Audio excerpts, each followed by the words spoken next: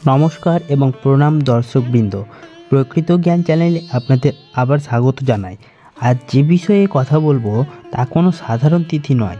আজ এমন এক ব্রত, এমন এক পবিত্র একাদশী যার প্রভাবে একজন রাজা নরক থেকে মুক্তি পেয়েছিলেন। সেই একাদশীর নাম হলো মোক্ষদা একাদশী।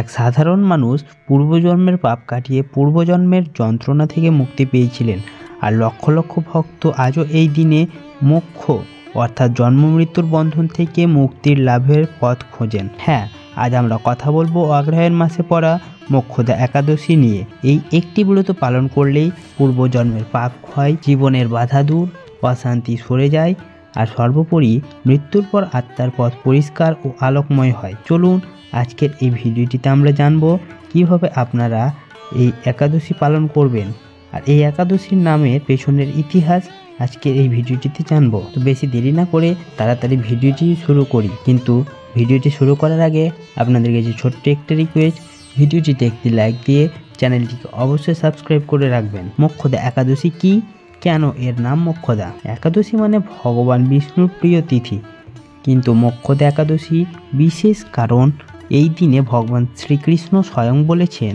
এই একাদশী পালনে পাপ ধ্বংস হয় আর মুক্তির দরজা খুলে যায়। মোক্ষদা শব্দের অর্থ মোক্ষ অর্থাৎ মুক্তি, দা অর্থাৎ প্রদানকারী, অর্থাৎ মোক্ষদা শব্দের অর্থ হলো মুক্তি প্রদানকারী। কখন পালন করা হয়? এই একাদশীর পরে অগ্রহায়ণ মাসের শুক্লপক্ষে অর্থাৎ নতুন চাঁদের পর 11তম দিনে। এই সময়কে শাস্ত্রে বলা হয় ধর্মপথের উন্মোচনের সময়, বৈকুণ্ঠের দ্বারোদ্ঘাটনের মুহূর্ত।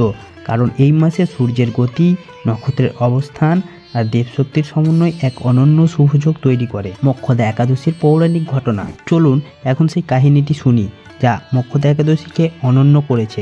রাজা বৈখানস এক অপরাধীর মুক্তির কাহিনী।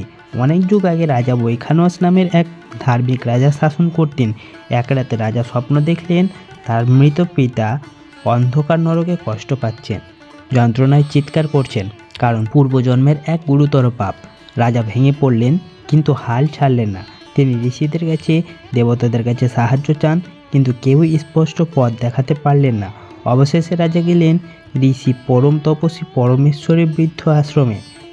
ঋষি জেনে বললেন, রাজা, তোমার পিতা মোক্ষর একমাত্র উপায় মোক্ষদা একাদশীর ব্রত তুমি নিজে পালন করবে, দান পুণ্য করবে, আর সেই পুণ্যের ফল তোমার পিতাকে দান করবে। রাজা সেই একাদশীতে কঠোর উপবাস, পুজো এবং দান করলেন।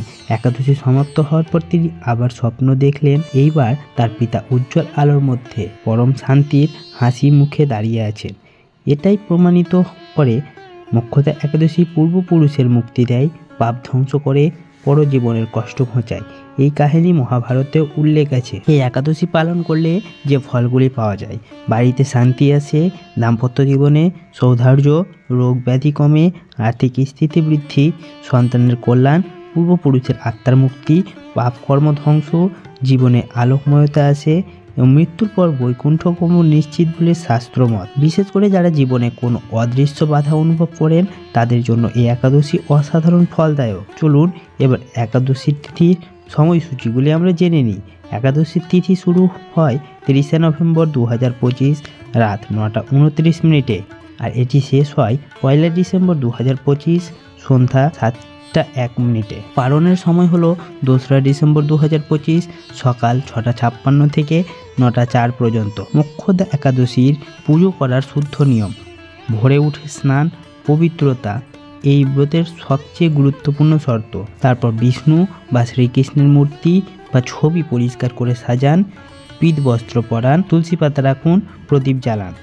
উপবাস যদি সম্ভব হয় তাহলে আপনি নির্জলা উপবাস করতে পারেন, আর যদি সম্ভব না হয় তাহলে ফলাহার, নিরামিষ ভাতও খেয়ে এই উপবাস আপনি করতে পারেন। মন্ত্র জপ: সবচেয়ে শক্তিশালী মন্ত্র হলো ওং নমো ভগবতে বাসুদেবায় নমঃ।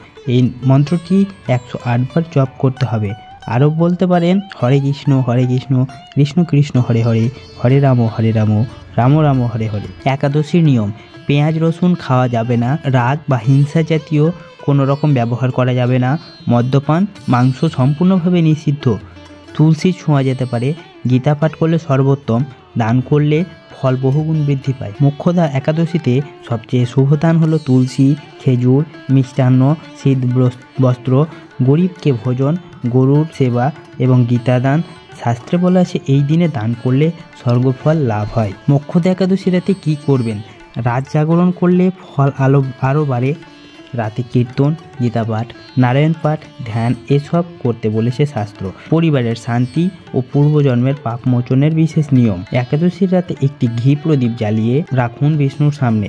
সাথে রাখুন একটি তুলসী পাতা, এক চিমটি গঙ্গা জল এবং বলুন, হে বিষ্ণু, আমার পরিবারে অতীত পাপী, অশান্তি ও অদৃশ্য বাধা আপনি নাশ করুন। এর ফল অত্যন্ত দ্রুত। অগ্রহায়ণ মাসে পড়া এই একাদশী কেন আরও বিশেষ? অগ্রহায়ণ শব্দের অর্থ হলো অগ্র যোগ হায়ন, অর্থাৎ বছরের প্রথম মাস। প্রাচীন ক্যালেন্ডার অনুযায়ী এই মাস আধ্যাত্মিক জাগরণের, নতুন সূচনার, পাপ ক্ষয়ের, জপ তপের আদর্শ সময়। এই মাসে শাস্ত্রমতে দান করলে শতগুণ ফল, উপবাসে সহস্রগুণ ফল আর একাদশীতে অসংখ্য গুণ ফল পাওয়া যায়। অতএব এই মাসের মোক্ষদা একাদশী দেবতাদের কাছে অত্যন্ত প্রিয়। প্রিয় দর্শকবৃন্দ, মোক্ষদা একাদশী শুধু একটি ব্রত নয়, এটি আত্মার মুক্তির পথ। যে কেউ এই ব্রত পালন করতে পারেন। আপনার সামাজিক অবস্থান, আর্থিক অবস্থান, বয়স কিছুই বাধা নয়। দরকার শুধু শুদ্ধ মন, ভক্তি আর সত্যিকারের ইচ্ছা। আপনার পরিবারের শান্তি আসুক, অদৃশ্য বাধা দূর হোক এবং জীবনে আলোকময় পথ খুলে যাক, এই কামনা করি প্রকৃত জ্ঞান চ্যানেলের পক্ষ থেকে। ভিডিওটি যদি ভালো লেগে থাকে অবশ্যই লাইক করবেন আর আপনার পরিচিত সবার সাথে শেয়ার করে দেবেন, যাতে সকলে এই নিয়ম মেনে একাদশী পালন করতে পারে। দেখা হচ্ছে পরের নতুন কোনো ব্রত নিয়ে। ততক্ষণ সবাই ভালো থাকবেন, সুস্থ থাকবেন। ধন্যবাদ।